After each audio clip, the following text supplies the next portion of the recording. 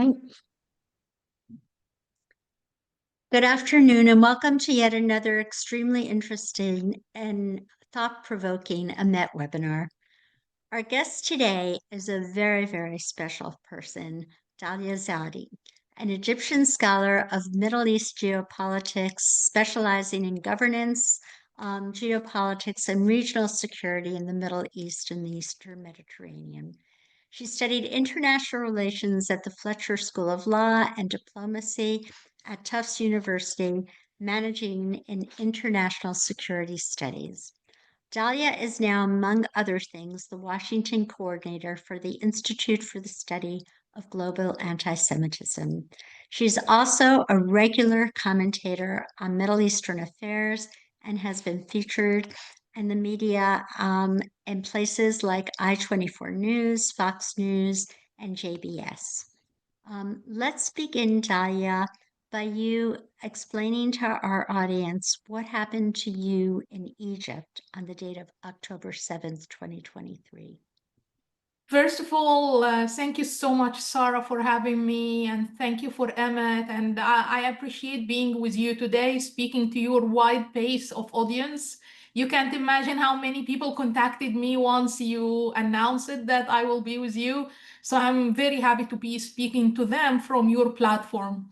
My story, in short, it started long before October 7, when I was a teenager, a first-year student in a university in Cairo.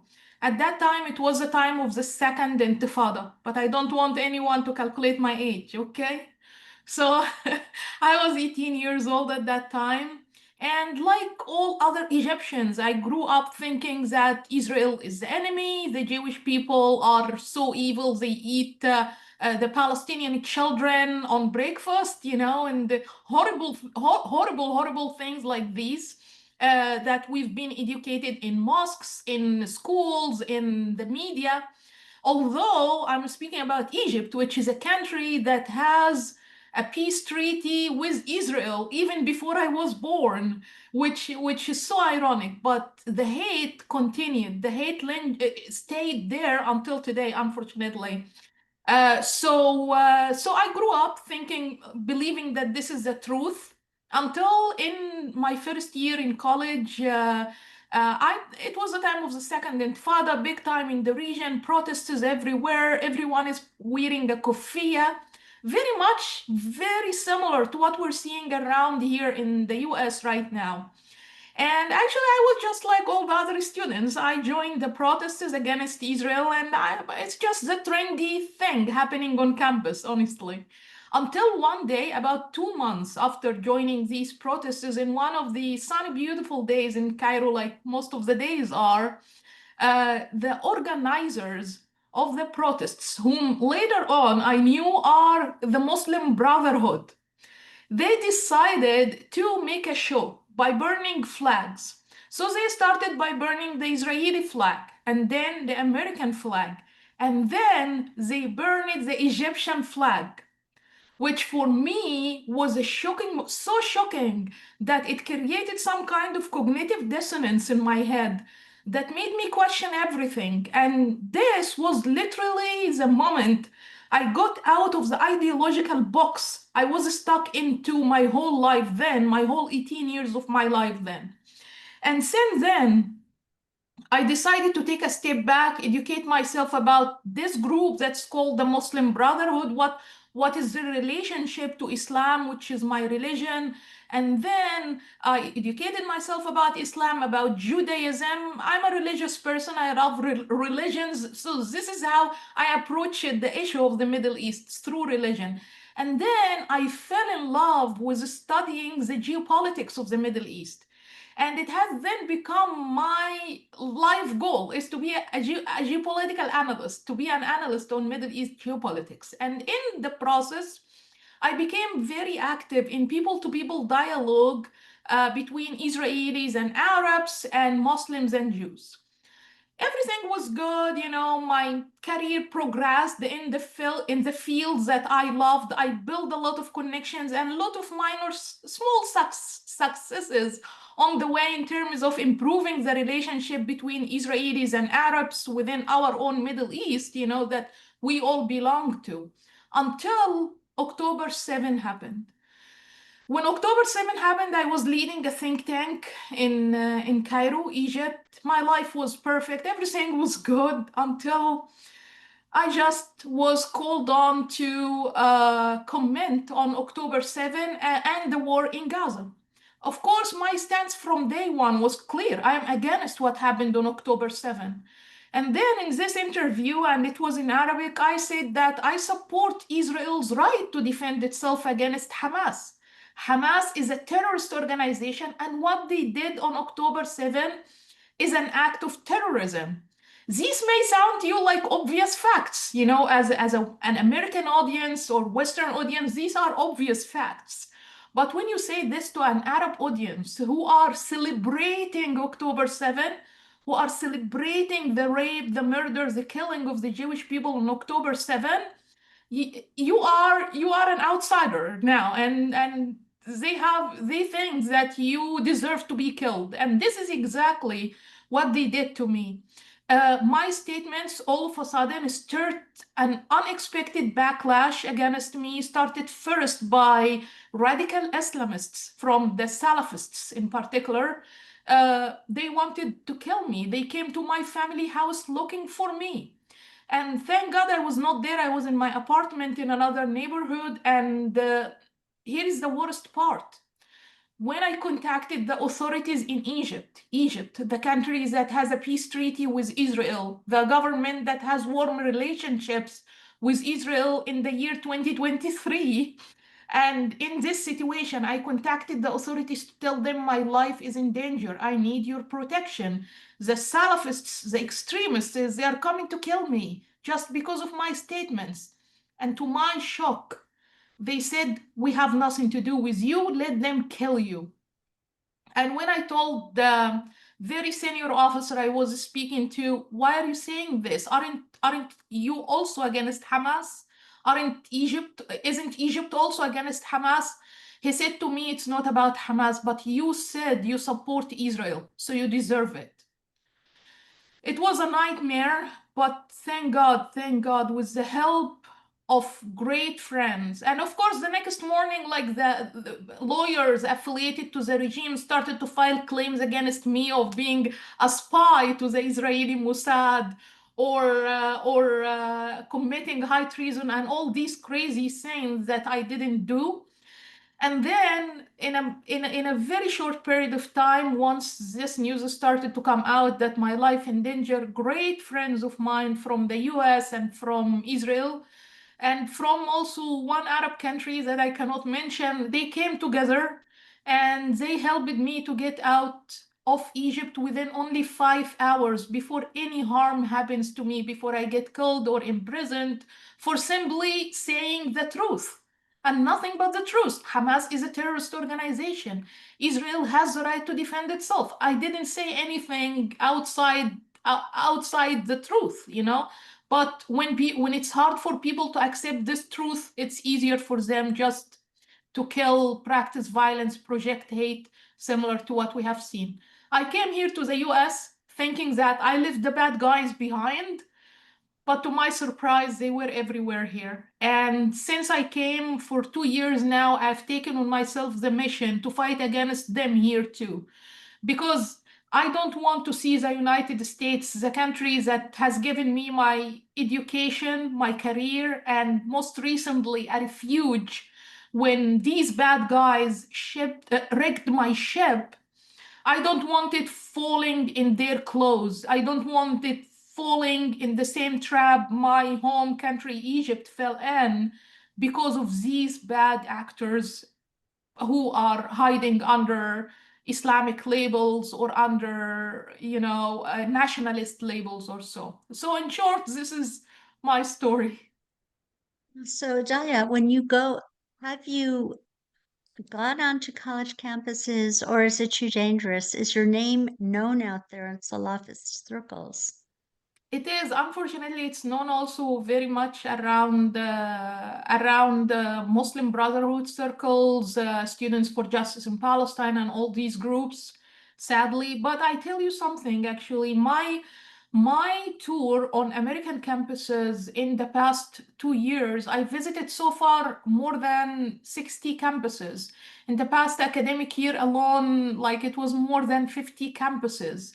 I spoke with students from all backgrounds, including the ones who are supporting Hamas because they believe Hamas is right, and the ones who are so naive, they are just doing the trendy thing, exactly like I was when I was their age. And also the Jewish students who felt like helpless in the middle of all of this. And I met all like students from all backgrounds, and the conversation with them was really amazing. Really, it helped me see where the problem is. The problem is lack of education about the Middle East, a region that most of them they didn't even visit. The second thing, students at that age, they want to feel like they are part of something bigger than themselves. And when you go to them and say there is a war and people are dying in this war and they are dying because of Israel, for example, so they automatically hate Israel without questioning the role of Hamas in exposing the Gazan people to being killed on purpose so they can remain in power, so they can remain, they can keep their weapons and so on. So people don't know all these stories. And also, as you know, Sarah, the Middle East is a very complicated place. Even for people like us who are coming from the Middle East, it's still a big mystery to us how to achieve peace, how to explain what's happening to the Middle East to the world. So imagine a foreigner, like a student who doesn't know much about it. It's easy to trick them into believing that they are doing good by supporting a terrorist organization like Hamas. Right. Okay. In September of 2025, Israeli officials told the media about the buildup of approximately 40,000 Egyptian troops in the Sinai, about twice the amount that's allowed for the 1979 peace treaty between Egypt and Israel. And yesterday, Prime Minister Netanyahu announced the very rare visit with the head of Egyptian intelligence, Hassan Rashad. Um, can you tell us anything about why these discussions were held, and if you know anything about the outcome of these talks? Sure, I heard actually from very credible resources about what happened on these talks, but before we get to this point, which is a very optimistic point, by the way, I'm one of the people who were very angered by the straining of the relationship between Egypt and Israel that happened over the past 2 years for no good reason, really. I mean, okay, with all respect to Gaza and with all sympathy to the suffering of the Gazan people, this should not affect the relationship between Egypt and Israel, two neighbors, economically and security interdependent on each other. It doesn't make sense that they can have this conflict, or this lack of trust or confidence over the past 2 years. So let me very quickly summarize what happened. So what we saw is that Egypt and Israel were very close. We were in a region that is really evolving toward this maturity, toward this growing over its emotional impulses and ideological differences and coming together on pragmatic terms. And we saw this, it started with the Abrahamic Accords and then the waves of reconciliations that happened after 2 years after the Abrahamic Accords between countries, not necessarily with Israel, but for example, between Turkey and Egypt, between Egypt and Qatar, and some Gulf countries and Qatar, and so on.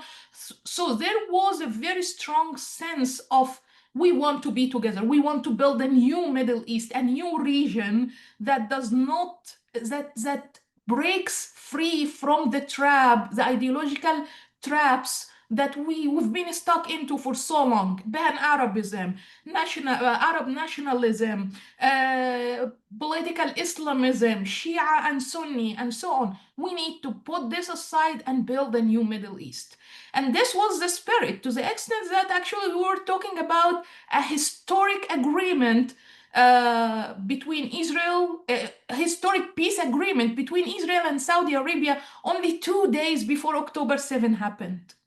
And then October 7 happened, and everyone got back, unfortunately, to the old. It's like a bomb that pushed everyone back to square one, back to the point where we had all these ideological conflicts, where the Israeli-Palestinian conflict, which actually was pushed to the back burner over the past 5 years or so, is once again becoming a forefront issue that everyone is talking about, and even polarizing around, even among the Arabs themselves, not only Arabs and non-Arabs, but even among the Arabs themselves.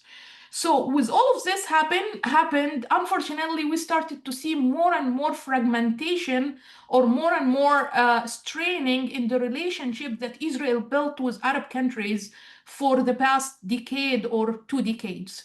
And the most important of these relationships is the relationship with Egypt. Egypt is Israel's immediate neighbor. We have economic ties, we have security ties. Actually, if it was not for the help of Israel for Egypt, the Israeli military for Egypt, in the war in Sinai against Hamas militants and other terrorist militia in the aftermath of the Arab Spring, we were not going to be able to get rid of these terrorists. It's only thanks to the help of Israel. So imagine how important Israel is for Egypt and how important Egypt is for Israel. Then we all of a sudden we found this relationship, this gap started to widen and widen and widen until we got to this very shocking point of the Doha attack and and the responses to the Doha attack. To be honest, the Doha attack in itself, of course, it's not acceptable.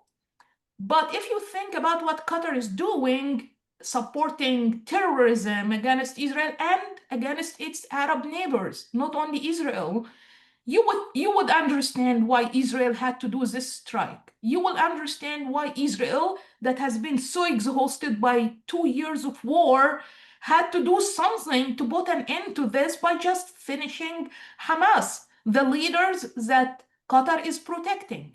But this is not the issue. Like, the attack in itself was not the issue, but actually the response to the attack by Arab countries was the issue.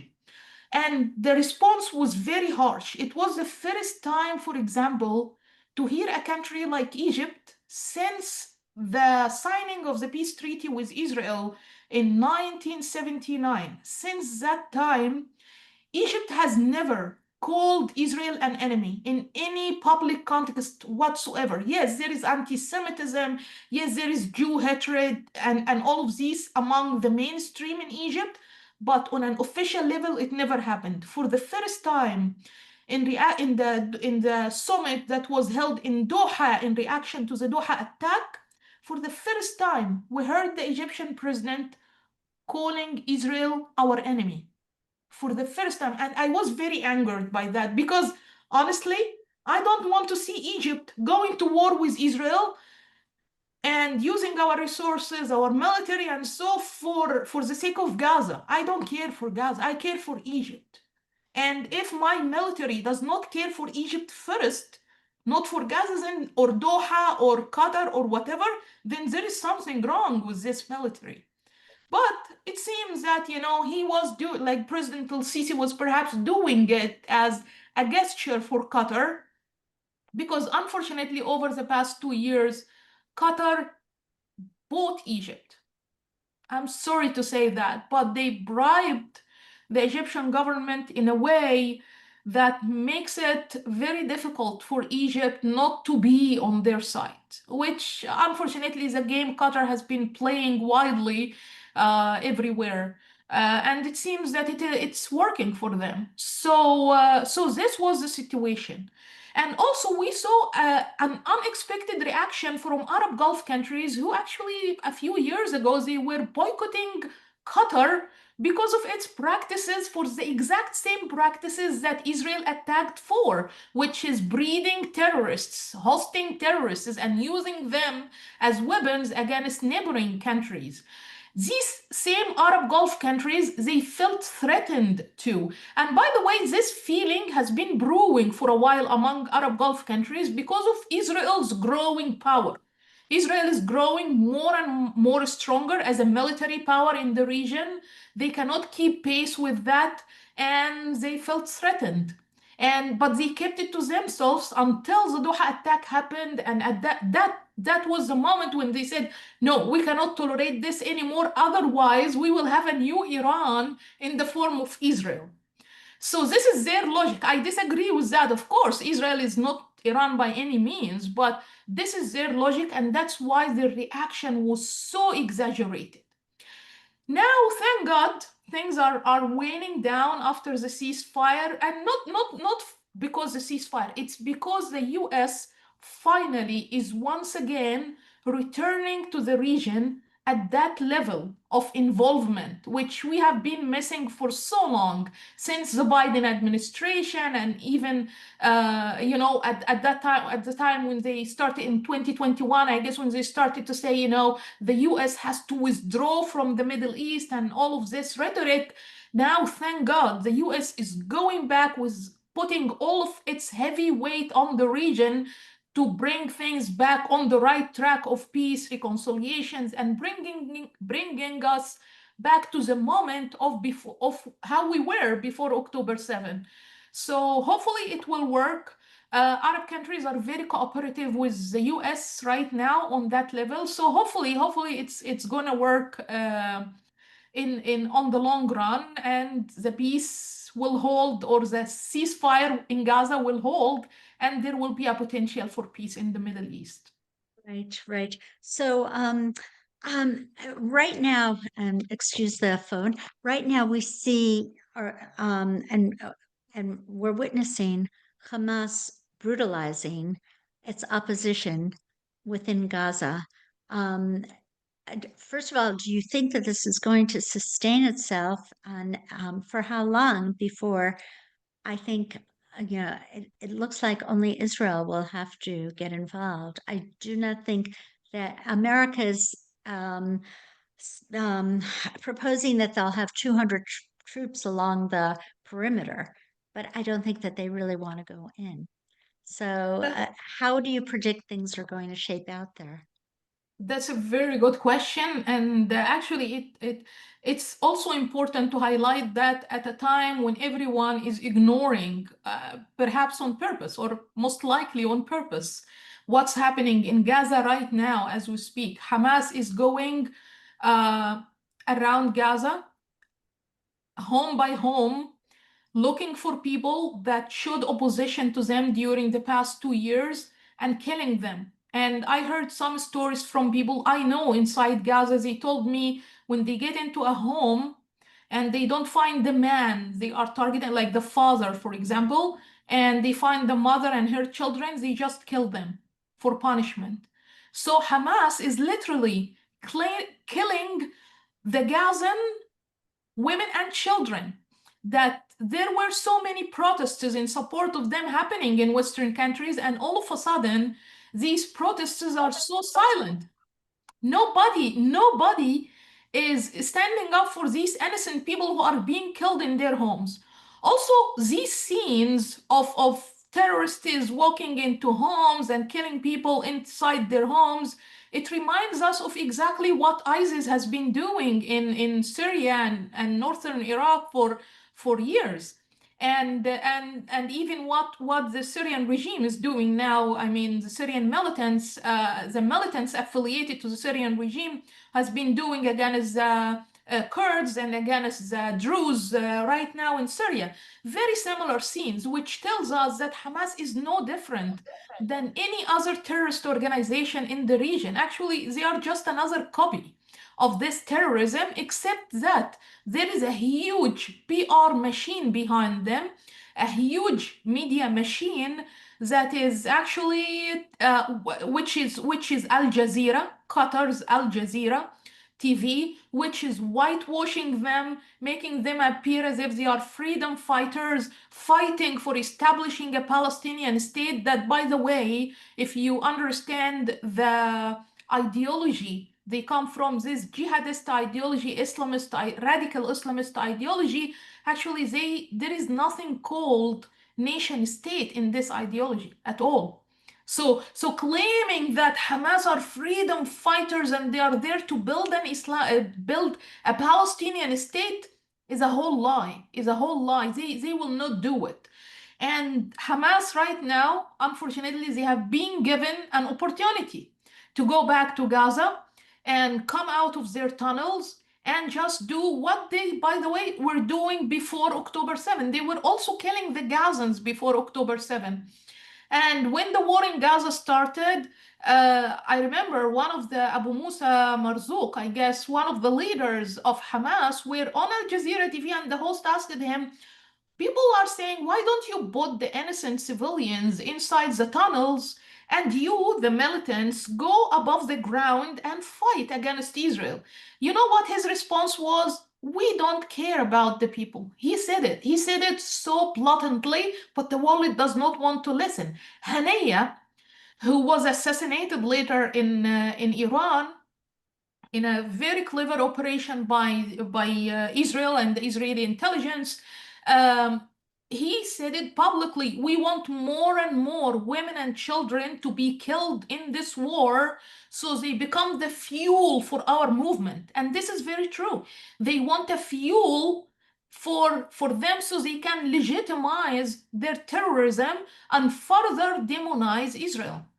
So unfortunately, Gazans, nobody cares about them. Hamas does not care about them.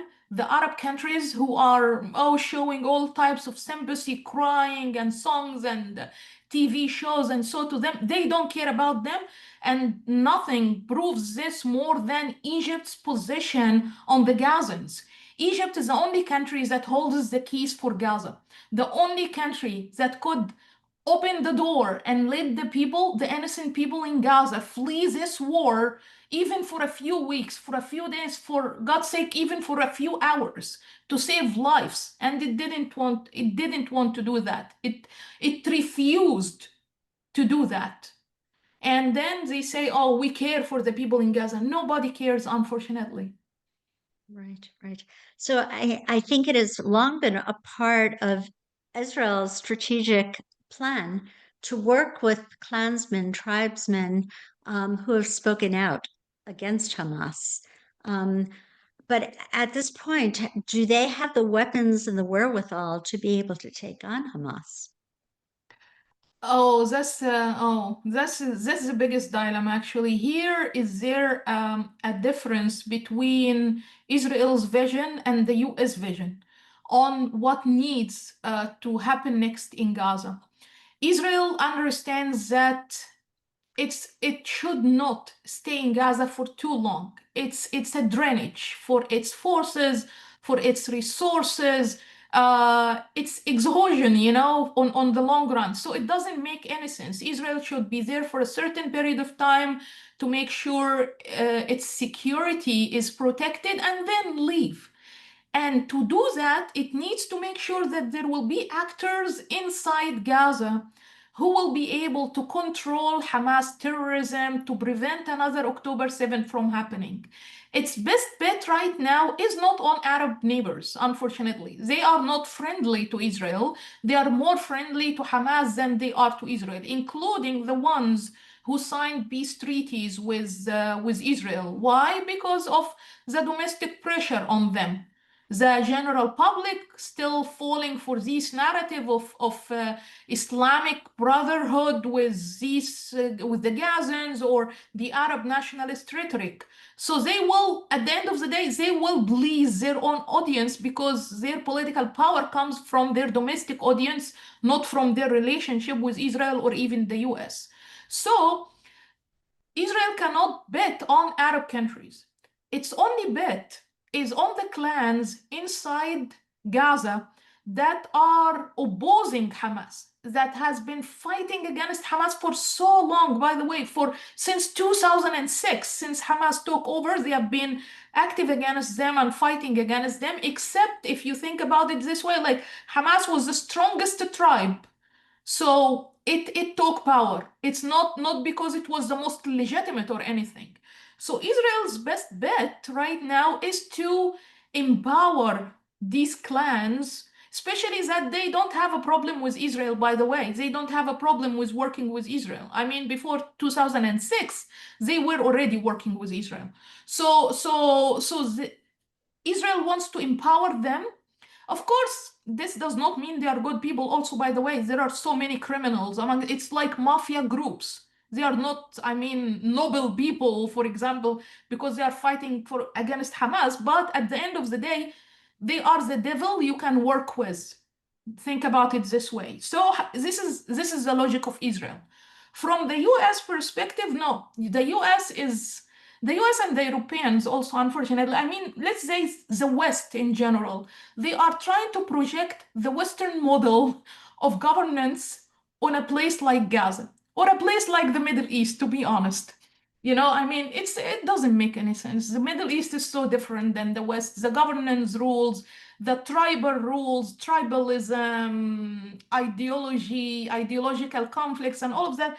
I mean, it's very hard to project the European model or the American model on the Middle East, and even harder to project this model or this way of thinking of what the future needs to be on a place very problematic like Gaza. So that's the dilemma we are stuck in now, whether these clans should be empowered or not empowered. Right now, it seems that everyone is going with the US plan or the US vision to see if Arab countries can really play a role. And let's see, I'm not very optimistic that they can make a difference. Many of them don't want to be involved anyway. But let's see. Let's take a shot at them and see if they can really do it. If not, then Israel's plan will be next, I guess. President Trump's plan explicitly elucidates that Hamas has to disarm. And they obviously are not doing that. In the meantime, it's been mentioned that Egypt, Qatar, Turkey are going to be involved in the rebuilding of Gaza. I'm not sure that Israel at this point can trust uh, any of those three. Qatar certainly and has done a tremendous amount for the Muslim Brotherhood, Hamas. It's their main sponsor in Gaza. And they have really bought and sold a lot of American politicians, think tanks, and universities. Turkey, Erdogan is constantly praising the Muslim Brotherhood. It has no love lost for Israel. And Egypt could go either way. I think the military is fundamentally in control. But I know the Muslim Brotherhood does have a very, very big role within Egypt as well. So, how do you think this is going to play out eventually? Yeah, of course, the image is so dark as you just portrayed, Sarah. But actually, I told you earlier that I was very optimistic about the meeting that happened between the chief of intelligence, the Egyptian chief of intelligence, and Israeli officials, including the Prime Minister Netanyahu. And of course, the head of Shin Bet and Shin Bet. Yeah, and yeah, and others. Why I'm optimistic specifically for that, for how they agreed on the vision, of course, because this is the first senior official visit to Israel since October 7. And also, there was many agreements, unlike what was said in Arab media today, which is not true, absolutely not true, that there were disagreements. So they agreed on the key issues, key steps of what needs to happen next. And chief among them, or on the top of them actually, is the issue of which forces should join the multinational force inside Gaza that the Trump plan speaks about. So it seems to me, from what I've heard from very trusted resources, that Egypt and Israel agree that Turkish troops should not have any role in Gaza, should not be deployed to Gaza. For Israel, we know, like, the reasons are obvious for Israel. Israel knows very well Turkey is looking at Israel as an enemy it cannot work with, and Turkey is very vocal about supporting Hamas. So this is one thing. But for Egypt, it's even more complicated. If we look at the wider map, if we zoom out and look at the wider map, the Turkish troops are surrounding Egypt from almost all corners. From the north, above the Middle Sea, is where Turkey is. Above the Mediterranean Sea is where Turkey is. Of course, we all know all the conflicts that are happening in the Eastern Mediterranean region over resources, and so it's a headache on its own. It needs maybe another webinar. But this is one thing. The other thing, in Libya, when the conflict, civil war happened in Libya, Turkey took the opportunity to send troops there, and it now, these troops still exist until now for almost 10 years now, and they still exist there. They still operate from there, and actually they caused a lot of trouble for Egypt to the extent that around the year 2019, 2020, at one point we expected that the Egyptian troops and the Turkish troops will clash together in Libya on the border. So this is one thing. This is one issue on Egypt's western border, big trouble caused by Turkish troops being in Libya. In Sudan, Turkish military support to the SAF, the Sudanese armed forces, was also caused a lot of troubles to Egypt. Although Egypt agrees with the SAF, in contrast to the RSO, the Rapid Support Forces, the militia that was fighting against it, but still this caused a lot of national security threat to Egypt on its southern borders that was amplified by the Turkish intervention. And Egypt cannot afford in any way having Turkish troops once again on its eastern border in Gaza, which Egypt considers until today as an extension to its land. By the way, Egypt still been in the mindset of the Egyptian people, in the mindset of the Egyptian governments, Gaza is somehow linked to Egypt. And historically it was. But even until today, emotionally, this linkage still exists. So Egypt will not take this risk. Israel does not want Turkish troops in there. Everyone knows that they are, yes, if they get there, they will never leave, and they will be only further empowering Hamas. And Hamas, yes, the Trump plan said they should be disarmed. But the thing, I believe, the mediators, especially Qatar, which unfortunately has a lot of influence on policy making in the US now, the president listens to them. It seems that they misbriefed him about the need for Hamas to go back for a short while before it leaves completely. And Hamas is simply using this opportunity to do what a terrorist organization would do, what a terrorist organization like Hamas would do. First, to set scores with its opposition, with its enemies inside the opposing clans, and then to, in the very brutal way that we are seeing, and then to foster control and show, maybe here its last opportunity here is to show that they are the strongest force inside Gaza, in hope that the US or the other parties involved in this new peace plan would let them stay there and continue working. So I mean governing Gaza. So I think they are just taking their last chance, but it will not last long. We hope. So how do we resolve if Egypt feels so strongly that Gaza is a part of Egypt? They absolutely hermeneutically sealed themselves off over the past 2 years of warfare. And, all of the aid was going in through Israel. None of it was going in through Egypt. How do we resolve this? Okay, I actually call it, people may call it hypocrisy and so, but I call it really, it's schizophrenia. It's not hypocrisy as much as it is schizophrenia.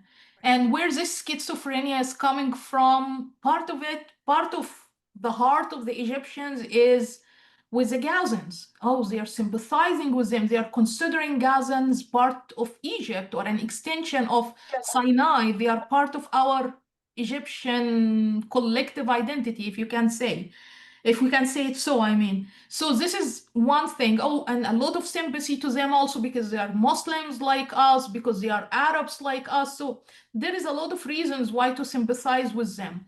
And also because of their history of Islamism and Islamist and national Arab nationalist ideologies from the time of Gamal Abdel Nasser that made people think that, okay, no, it's our duty to stand up for the Palestinian cause, to fight against Israel. And this word, this phrase, the Palestinian cause, Al-Qadiyya al-Palestiniya, is a big issue in Egypt until today, a big issue. People believe in it more than they believe in Quran, I mean. Right. Actually, ironically, some people even think that it is an Islamic duty, that it is written in our Hadith or Quran, and so that you have to fight for Palestine. Although there is nothing about it in our holy texts. I mean, I don't know where they are getting it from.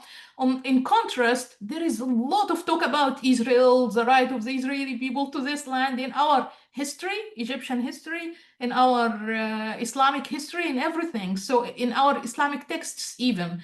So, but still, the brainwashing that happened over decades, 7 decades now, since the Nasser era and then the Islamist era until today, is what is creating this situation. So this is one side of the schizophrenia. The other side has to do with the heightened sense of nationalism among the Egyptians. Egyptians are very proud of their Egyptian identity, their national identity, their land, their history. It's exaggerated sometimes, to be honest, but this is how Egyptians are. So it's for them, there is this conflict, internal conflict between, should we open the border for the Gazans because we love them, they are our brothers and sisters and so, or should we keep them outside because they are troublemakers? We saw that Palestinians, wherever they go, they make trouble. They destroyed Lebanon, they destroyed Jordan. We don't want to see this happening in Sinai. So we close our door, close our borders, and make sure that our home country is safe. So this conflict between national interests, national security interests, and at the same and nationalism, very strong Egyptian nationalism, in contrast to very inherent ideologies, Islamist and Arabist ideologies that is instructing people otherwise. This is what is creating this state of schizophrenia. And unfortunately, it's playing in the hands of radical Islamist groups and also in the hands of Arab regimes that are using this very well to their advantage to distract their own people from the domestic problems, from the failures of their governments in economy, politics, and other issues. Right. President John F. Kennedy once said that peace doesn't exist in just signed documents and charters alone, but in the hearts and minds of the people.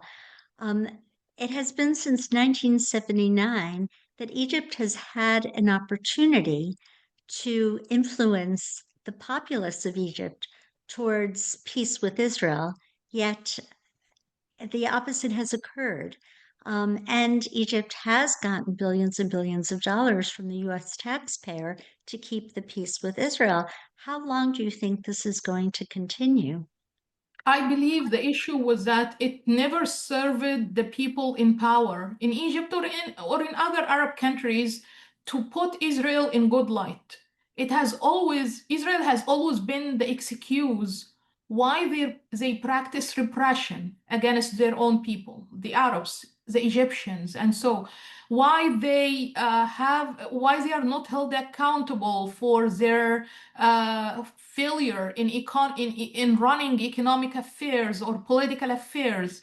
Always they would blame it on Israel. I remember before the Arab Spring, for so long, the Arab Spring revolutions that happened in 2011, in case someone doesn't know what it is. It's before, for so long, they have been telling us that if anything happens, like, removing the regime, any political turmoil inside or so, Israel will just get in, take over Egypt. And of course, I mean, oh my God, growing up, like, we really believed that. But when you look at the map now, like, Israel take over Egypt. Like, it doesn't, also, Israel does not have any expansionist ambitions at all. Anyway, but this is what was told to us. So yes, this was the mob. They were using all the time to scare people away from taking action on their domestic problems. So it's definitely not in their best interest to finally say, no, you know what, Israel is a good neighbor. We have economic agreements with Israel. We have security relationships with Israel. They cannot say that to the public and lose one of the main tools that keeps them in power. We slightly saw a very slight change to that when the region started to become more pragmatic after the Arab Spring. It became more pragmatic because the main or the big sisters in the region became not anymore Egypt and Syria, who come from a very socialist, leftist, Nasserist ideology that hated Israel very much. On the contrary, we saw that the new big sisters in the region became the Gulf countries. And the Gulf countries, they are people with wealth, maybe tribes turned into states, very pragmatic. All they care for is how they can do more, how they can develop more, how they can have more welfare for their people. So they try to stabilize the region. And how to stabilize the region? By simply reconciling with or finding a solution to the main problem in the region, which is the Israeli-Palestinian conflict and the Arab-Israeli conflict on the bigger scale. And this is exactly what they did. And we ended up having the Abrahamic Accords. But unfortunately, it didn't last long because the agitators or the bad actors in the region decided to flip the scenario and bring us back to where we were before all of that happened. So, are you at all concerned that Egypt is playing in the constellation of China and Russia? Actually, this is one of the main concerns now. Egypt, uh, look, Egypt now is a country that has been struggling with its worst economic crisis ever, worst economic crisis in our history, honestly, for about 7 years now. And it's not being resolved. What the government is doing is just taking more and more loans from the IMF and more debt with Arab Gulf countries. And so what's happening is that they are trying to resolve debt with more debt. And we are ending up in a situation now that the economic crisis is tightening more and more, and it's suffocating people to the extent that we are almost losing the middle class. And the middle class was one of the core pillars of the Egyptian society. These are the people who don't depend on economic subsidies from the government. They are the builders of the society. They are the educated people. They are the people who have access, to good education, good medical care, and all of this stuff without being dependent on the government. Now, this space or this class is shrinking and shrinking further and further, and the economy is literally collapsing. I mean, if it was not for the help of or the bailing out by countries like Qatar, United Arab Emirates, and Saudi Arabia in the past few years, Egypt must have collapsed completely, economically at least. So keeping this in mind and looking now at your question about, like, what needs to be done next in terms of sorry, I missed this point. Right. In terms of Of the gravitating towards China alliances. and Russia, Yeah, their the alliances. alliances, exactly, Right. that Egypt is creating. So Egypt right now is willing to cooperate with anyone, anywhere, the Egyptian government, I mean, or the state, willing to cooperate with anyone, anywhere, as long as this will keep them standing on their feet for longer. China, in terms of, the great power competition in the region, we know that the US is on one side, China and Russia are on the other side. China and Russia are mainly focusing on the economic competition and using their economic leverage, and they know that this is the language also that Arab countries understand very well.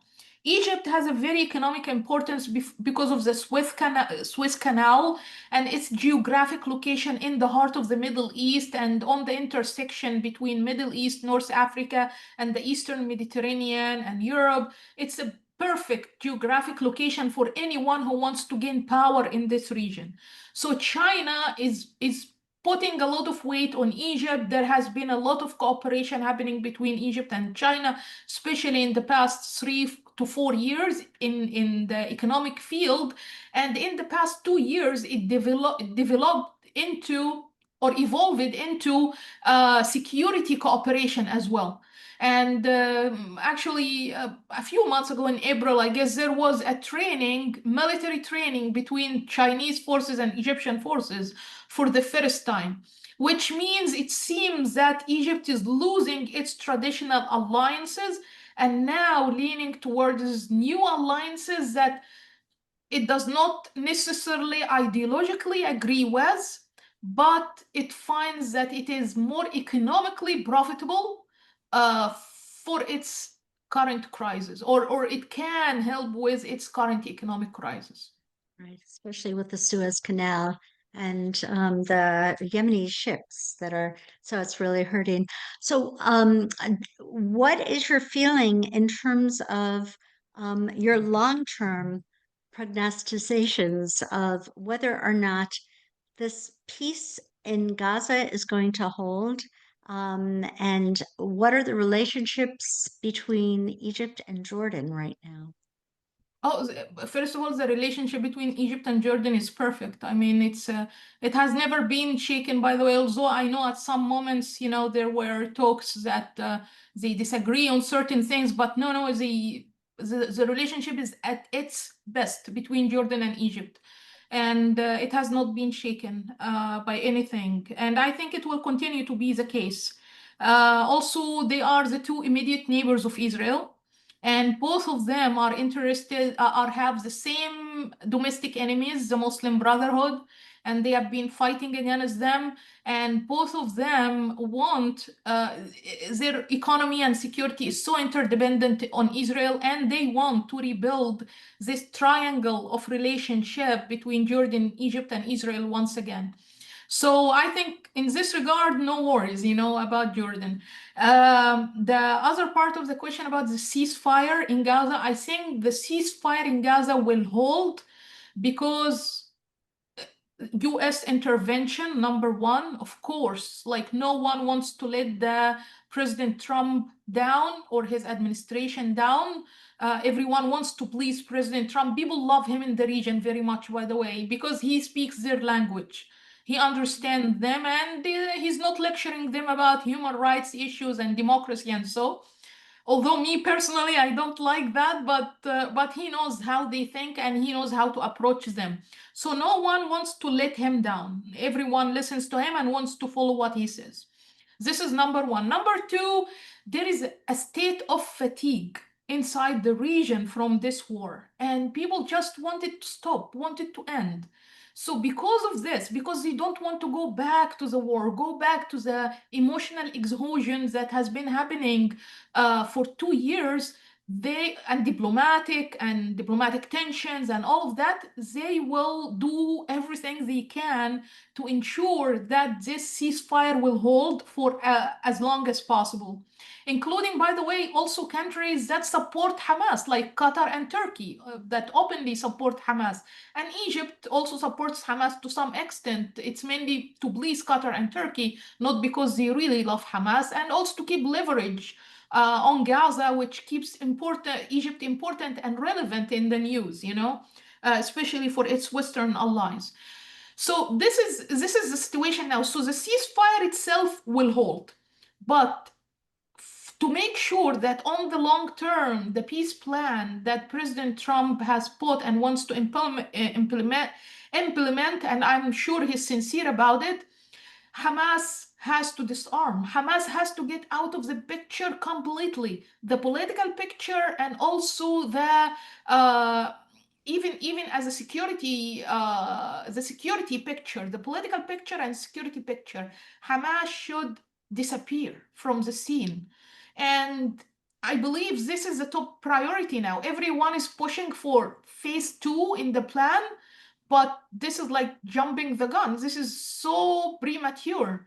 We have to focus first on disarming Hamas, removing Hamas from inside Gaza, thinking about how we are going to foster security inside Gaza domestically first. I mean, before thinking about Israel's security, but inside Gaza, like policing Gaza. How this is going to happen? There are now about 1,000 troops that were trained by Egypt and Jordan. They are Palestinians from the Palestinian Authority, and they have been trained to do this policing inside Gaza. So we should think about when it is the right time to send them there to do that, and then think about the security guarantees for Israel. It's, I mean, everyone is ignoring this point, but it's so crucial. We have to make sure there will not be another October 7, that this jihad ideology, this violent resistance ideology is completely eradicated before we even speak about a Palestinian state or speak about coexistence or anything. We have to start from there. And the first step toward is eradicating this jihadist ideology is by removing Hamas from Gaza, from existence if possible, from life if possible. So to completely neutralize Hamas and get rid of them is the very first step. Thank you so much, Dalia. You are a brilliant, brilliant presenter, and you really understand the neighborhood and the region, and particularly your native land of Egypt, very, very well. And I have a brand new, wonderful friend here. And all of us at Emet have a wonderful new friend. And I also, yeah, Dalia is coming as well. We're going to be having our annual dinner November 19th. Please go to metonline.org to be able to get tickets for the dinner. And I can't wait to see you Friday evening at my house, Dalia. Thank you so, so much for your marvelous presentation. Thank you so much, Sarah. It's a great pleasure. And yes, I'm honored to be your friend, and I'm excited about all the work you're doing. Keep up the good work. It's important for our region, not only for Israel. Thank you so much. God bless. Beautiful. Just beautiful. Thank you.